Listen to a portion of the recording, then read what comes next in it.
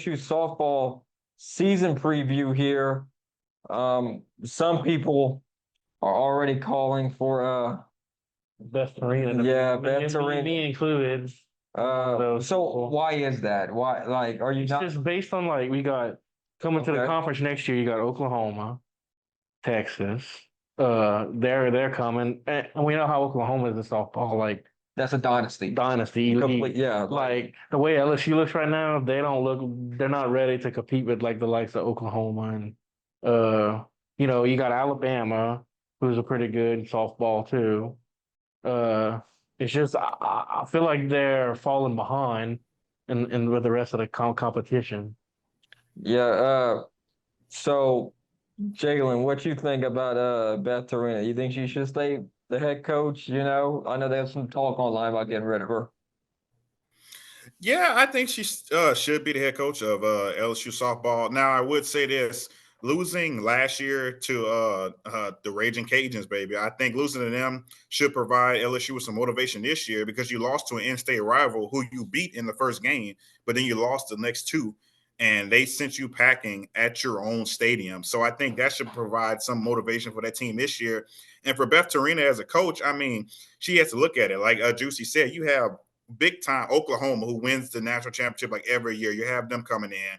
Alabama is a great squad every year, just like Juicy said. It's like you have all these great teams in the SEC coming in. We didn't even talk about Texas. You don't know how they're going to be in softball. So it's like you're adding some more great teams to the SEC, and you just have to win. I think the pressure is all on her to win, and I think this LSU squad. I mean, they just have to win. I know last year they were kind of in the middle of the pack, but they were still upper tier in the SEC. But now they have to be top tier. Like if they're not top tier this year, beating all these great teams, she will not be the head coach next Yeah, year. because she Like has to be able to keep up. Like he said, like they have to.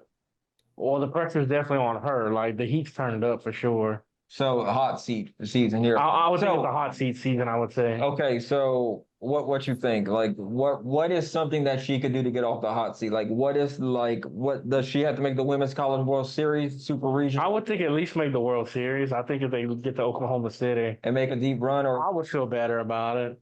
okay, Now other people might be like, well, she go to like at least make it to the finals or what. Me, I'd just be content with the World Series, honestly. yeah, I mean, Oklahoma is the big elephant in the room, honestly, and Alabama's obviously the elephant too. So that's gonna be a great series to watch.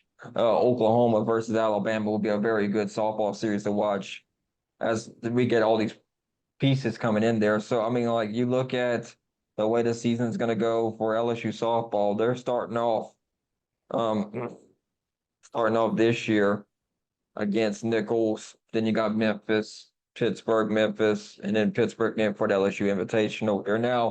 We're not gonna even talk about RPI because if you They're number one in RPI. everybody is number one RPI. Oh my gosh, this is gonna be a gauntlet of a schedule. But yeah, like all that stuff, you can't rely on RPI early in the season. I know we always talk about that stuff. We start talking about it more as we get later on the season here. So as far as these, like, I want to see what this predictor has to do here because this thing might go haywire here. So let's see what it has here. What Warren Nolan has. Let's see what it has. This is my blind reaction to it. It's got LSU softball being 49-6. It's got high hopes for 19-5 SEC play. Let's see who they got winning and losing here. Now, this thing's gonna probably change a lot. I'd rather get like more data in. It has them losing 4 straight games. It's got them losing to Kentucky, Texas, Ole Miss, and then has them winning, has them beating the Cajuns 4-3. They got them losing 2 games to Texas A&M, then winning 1. Got them sweeping Florida. Where's Alabama at on here? Let's see. They got them losing 2 out of 3 against Tennessee. Wait, is that correct? That's 2. That's 3. That thing's wrong. So 4, 5, 6, 7, 8. That's 8 conference losses right there. Yeah, that thing's not accurate at all. So whatever it put at the top wasn't computing when it was put at the bottom, but I counted 8 conference losses just going through there. So let's see. Yeah, I don't know why it did that on the top part. Liberty. So Alabama is not even on the schedule. Which they should be because they're I don't see West. Yeah, that's not right. Yeah, so Let's go look and see here. I'll go look and go on the actual website here. I want to see what the predictor had to say with it, but yeah, like I'm at least going like 47 and it's probably got some bugs because they probably just put it up on there or whatever. Softball season's about to start off and kick off very well against them there. So I'm going 49 and 6. have Wow. they do have like 3 All-Americans on there. Taylor Pleasance was one of them. Sierra Briggs. Oh, they got some talent. They got talent on that squad here. Yeah, let's see here. Pittsburgh, Memphis. I'm trying to see. It might be McNeese, Louisiana Tech, Kentucky, Texas, Ole Miss. I don't think they have Alabama. Nope, they do not have They Alabama. did not play Alabama. Wow, they caught a break on that one. Yeah, it's probably got to do something with the Texas and Oklahoma integration into their schedule. So like the pod thing kind of. Well, they don't play Alabama. Caught a break on that one. So LSU's ranked number 14 to start the year here. So if you look at I think here the schedule here is kind of interesting to see with looking at predicted results here. Texas A&M being 24, it's kind of hard to gauge where these Then you don't teams even are know gonna how these be teams are at. going to do once the season is going, too. It's almost like you're just throwing a dartboard and you're hoping that they can win some games here. So if you look at, I mean, I kind of agree with what I remember seeing an article basically that it's Oklahoma in the field. So if I was placing money down, I'm definitely betting on Oklahoma because they have definitely ruled the way this goes here. Now let's look at the roster here because this is a good way to kind of like look and see how much seniors do you have the leadership on your squad to get the job done. So you got, let's see, how many seniors do we have on this squad here? We have 1. Coffee was good for them last year. Taylor Pleasant, 2. Let's see, 3. Hannah Carson. Trying to see, they got a lot of 4. Kelly Lynch, 5. Sierra Briggs, 6. And Rayleigh Gutierrez, that's 7. So we got 7 seniors. They're graduate students, most of these. Allie Newland. So you got like, they have a lot of like juniors I see too. They got like a mixture, it seems like. They got 7 seniors. So you're kind of just like trying to see where everybody's going here. So if you look at like the classifications and stuff here, why did it sort it like that? It's kind of weird. All right, whatever. So anyway, you got 2 right there. I wonder what this little thing. Oh, okay, cool. They got a pronunciation guide here. That's kind of cool.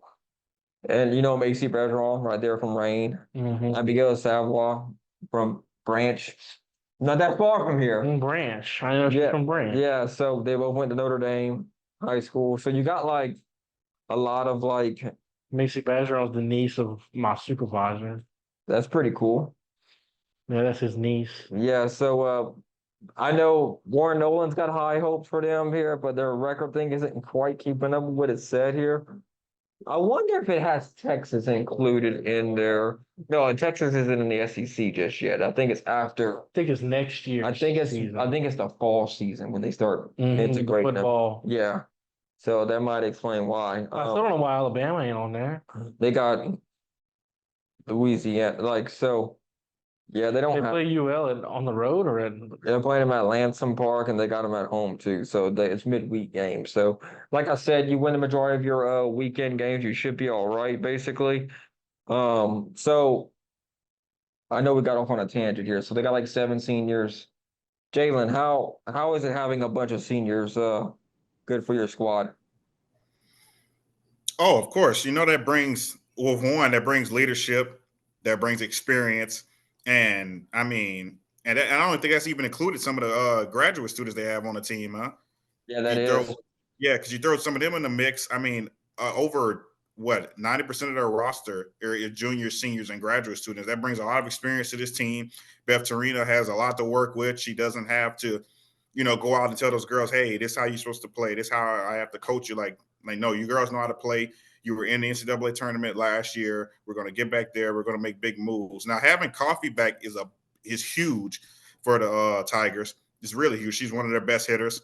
To get her back senior year, put her back in the lineup, whether she's going to be your top hitter or put her right in the middle or whatever Beth Torino wants to do with her lineups. But you gotta get her in there somehow and get some momentum going as your best hitter. Now having that experience, yeah, sometimes it depends on the matchup, depends who you're going against, where the experience versus youth. You could argue that all day, but I think for this team this year, have that more experience than they had last year, but take that experience from last year and apply it to this year will not only help this Tigers softball team for now, but also for the future. And like we're talking about Beth Torino's future, I think it's a World Series a bust for this team. I really do, because the talent on this team, like we're talking about the experience right now, they make the World Series. I think Tiger Nation should be proud of Beth Torina, especially with the new additions coming to SEC. So basically, if we're looking at this here, to be honest though, I said this last year and y'all both were here whenever y'all heard me say it here. UL should have been a regional team. They should have hosted their own regional. I don't like the way their resume was.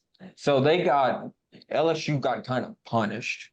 Basically, if UL and LSU would have played like in their own regional. Weren't they in the same regional? They were, but what should have happened? UL should have had a Lafayette regional. Oh, and well, they maybe don't want to think of all. They're so close together, maybe. Yeah, the resume thing, that's something I cry about the NCAA, but for a lot of years anyway. Some of that stuff's like, oh, we had a 53-16, but we'll ship them out somewhere else. What are y'all doing, man? But anyway, campus is only like 50 miles apart from each other. Yeah, I mean, they should have hosted their own regional. LSU should have had their own regional. They both almost had almost identical like RPIs and stuff last year, and that was something that I thought the NCAA kind of fell when the placement and seating and stuff. Man, we almost had a Lafayette super regional if McNeese could have held on against Washington. But looking at this LSU softball team, though, I don't think Warren Nolan's being very nice to them. 49-6, 19-5 in the SEC. I got them winning nickels. So I think they'll win these first 5 games. You can give them 5-0. Let's see. This Clearwater one is gonna be kind of murky. I think they'll lose to Oklahoma State in this one here. They'll probably be Minnesota. I think they'll lose to Washington as well. Let's see. Get me like I'm gonna go with 3 wins in this Shine Water because they'll be 8-2 at this point. If you go down some more, get the Tiger Classic. They should win all these games against Boise State, Houston, and Austin Peay. So that'd be like, let's see, 9, 10, 13-2, basically.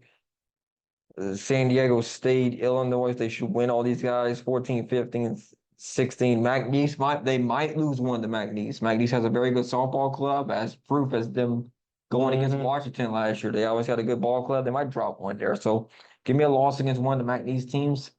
And let's see, that was let's see, 17, 18, 19, 20, 20, 21-3, I think. Kentucky, I think they'll sweep Kentucky, honestly. Yeah. Yeah, 24-3. I think they'll drop Texas. 24-4, Ole Miss. I think they'll lose one of those. 24-5, they'll be 26-5. The Cajuns, I think they'll split this series against the Cajuns this year. Because that's kind of how it was going. It just kind of like the game was back and forth, both the games back and forth the whole entire time. So 27-6. Missouri, probably sweep Missouri 30-6. Nichols, I think they'll beat them again 31-6. Texas A&M probably sweep them, I think, even though they're ranked 24. 34-6. 35-6. Yeah, ULM, Florida. They might lose one. That would be what, 37-7. Yeah. You kind of agree when I'm yeah, Southeastern, they'll probably beat them 38-7. Auburn, they'll probably drop one. I'm just trying to So 40-8. Yeah. Like I said, they already had UL. Oh, they play them 3 times. Okay, so let's say playing twice at Tiger Park. I'm gonna go with the home team because the home team usually has a benefit there, 41-7. I think last year Tennessee, they probably won't beat them. They probably lose this series, so it'll be like I think 42-9. I think they'll probably lose at 42-9. I kind of agree with Warren Owen that I think UL will beat them at Cajun, Yvette Gerard Field. So that's like 42-10, Mm-hmm. or is that 44-10? I think it was 44, huh? 42, I think. Yeah, 42-10. Arkansas, let's just beat them 45-10. Liberty, they'll sweep Liberty. 40. I think 48-10 is a realistic record for this team. What you think, Jalen? Yeah, I was just looking at the schedule while we're really going through the games. I think that honestly could be possible. Now, I don't want to sound biased or anything, but I think like their first real deal game where somebody actually knocked them off is McNeese. Like McNeese proved last year where they had a great team and they almost beat Washington, which we all were hoping they would have. I know I was hoping, but that's in the past. We're gonna move on from that. But as far as this LSU softball team, yeah, I do think they should be able to win most of these games. I don't see Oklahoma anywhere on the schedule. I don't see Alabama anywhere on the schedule. That home game against Texas, you have to see what Texas is made of throughout the better half of the season. But the Tigers should win most of these games and get far, and they could be one of the top teams in the SEC. If not, if everybody is playing, there are no injuries or anything, this team, the only team that see beating this team is themselves at this point. The way the schedule is laid out for this year, especially with the Oklahomas of the world who win the national championship every year, I think this year the schedule is set up for the Tigers to make a deep run, and they should. Yeah, so we'll see what happens here with this softball team this year here. We're going to talk about LSU baseball next week. We're going to do a season preview on them as well here. Kind of go through the games and schedule where we think they're going to line up at. That is something we're going to wait forward to next week, basically. Here we'll also have LSU men's basketball coverage and LSU women's basketball coverage. We'll even recap what happened with LSU softball team here on our next episode here at the Fishbowl Radio. Thank y'all for tuning into the Fishbowl Radio. Y'all have a great and wonderful week here. We'll see you here next time here So long. We'll see y'all later. here on the Fishbowl Radio.